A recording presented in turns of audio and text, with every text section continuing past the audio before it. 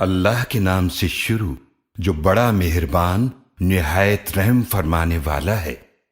قیامت قریب آ گئی اور چاند دو ٹکڑے ہو گیا، اور اگر وہ کافر کوئی نشانی دیکھتے ہیں تو منہ موڑ لیتے ہیں اور کہتے ہیں یہ تو ہمیشہ سے چلا آتا ہوا جادو ہے، اور انہوں نے حق کو جھٹلایا اور اپنی خواہشات کی پیروی کی، اور ہر کام کا وقت مقرر ہے، اور یقیناً ان کے پاس ایسی خبریں آ چکی ہیں جن میں عبرت ہے۔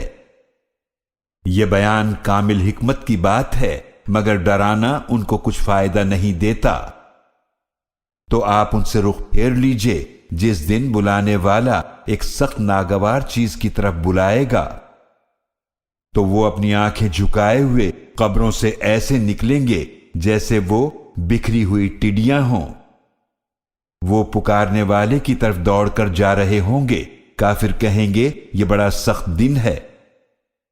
ان سے پہلے نوح علیہ السلام کی قوم نے بھی جھٹلایا، تو انہوں نے ہمارے بندے نوح علیہ السلام کو جھٹلایا اور کہا کہ مجنون ہے، اور انہیں دھمکیاں دی گئیں۔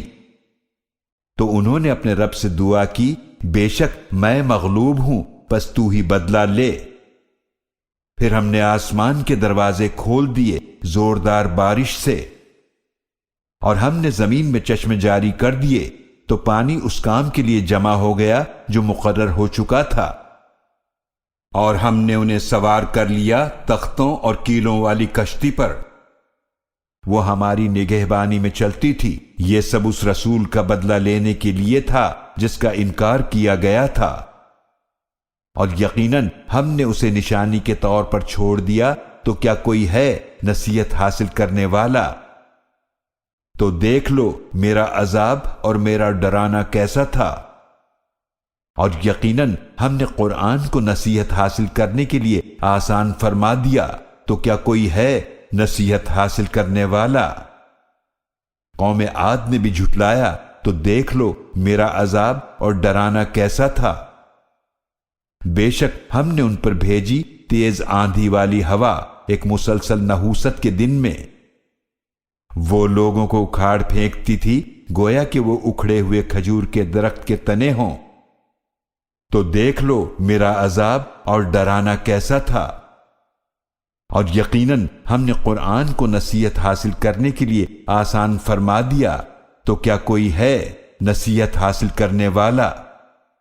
قوم سمود نے بھی ڈرانے والوں کو جھٹلایا، تو انہوں نے کہا کیا ایک آدمی جو ہم میں سے ہے ہم اس کی پیروی کریں؟ بے شک تب تو ہم ضرور گمراہی اور دیوانگی میں ہوں گے۔ کیا ہم سب میں سے اسی پر نصیحت اتاری گئی ہے؟ نہیں، بلکہ وہ بڑا جھوٹا تکبر کرنے والا ہے۔ انہیں کل قیامت کے دن معلوم ہو جائے گا کہ کون بڑا جھوٹا تکبر کرنے والا ہے۔ بے شک ہم اونٹنی بھیجنے والے ہیں ان کی آزمائش کے لیے، تو اے صالح آپ ان کے انجام کا انتظار کریں اور صبر کریں، اور ان کو بتا دیں کہ ان کے اور اونٹنی کے درمیان پانی تقسیم کر دیا گیا ہے، ہر ایک اپنی باری پر حاضر ہوگا۔ پھر انہوں نے اپنے ساتھی کو بلایا تو اس نے ہاتھ بڑھایا، پھر اس کی ٹانگیں کاٹ ڈالی، تو دیکھ لو میرا عذاب اور ڈرانا کیسا تھا۔ بے شک ہم نے ان پر ایک چیخ بھیجی تو وہ باڑ لگانے والے کے روندے ہوئے بھوسے کی طرح ہو گئے، اور یقیناً ہم نے قرآن کو نصیحت حاصل کرنے کے لیے آسان فرما دیا، تو کیا کوئی ہے نصیحت حاصل کرنے والا؟ لوط علیہ السلام کی قوم نے بھی ڈرانے والوں کو جھٹلایا، بے شک ہم نے ان پر پتھر برسانے والی آندھی بھیجی، سوائے لوط علیہ السلام کے گھر والوں کے ہم نے انہیں سحری کے وقت بچا لیا، یہ ہماری طرف سے ایک نعمت تھی، اسی طرح ہم اسے بدلہ دیتے ہیں جو شکر کرے۔ اور یقیناً لوط علیہ السلام نے انہیں ہماری پکڑ سے ڈرایا تھا، تو انہوں نے ڈرانے والوں سے جھگڑا کیا، اور یقیناً ان لوگوں نے لوط علیہ السلام سے ان کے مہمانوں کو برے ارادے سے لینا چاہا، تو ہم نے ان کی آنکھیں مٹا دی، تو میرے عذاب اور میرے ڈرانے کا مزہ چکھو۔ اور یقیناً ان پر صبح سویرے ہی نہ ٹلنے والا عذاب آ گیا۔ تو میرے عذاب اور میرے ڈرانے کا مزہ چکھو۔ اور یقیناً ہم نے قرآن کو نصیحت حاصل کرنے کے لیے آسان فرما دیا، تو کیا کوئی ہے نصیحت حاصل کرنے والا؟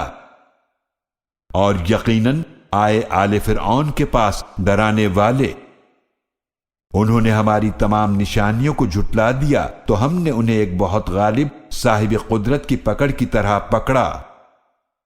کیا تمہارے کفار ان لوگوں سے اچھے ہیں یا تمہارے لیے آسمانی کتابوں میں معافی لکھی ہوئی ہے؟